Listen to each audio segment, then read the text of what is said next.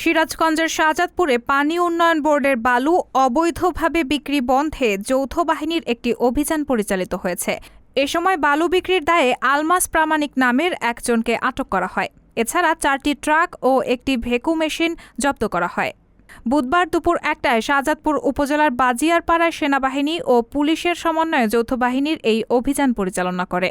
জানা যায়, সরকারি নিয়মনীতি অমান্য করে পানি উন্নয়ন বোর্ডের অনুমতি না নিয়েই দীর্ঘদিন যাবৎ বালু সম্রাট আনিস প্রামাণিক এই বালুমহল থেকে অবৈধভাবে কোটি কোটি টাকার বালু বিক্রি করে চলেছে।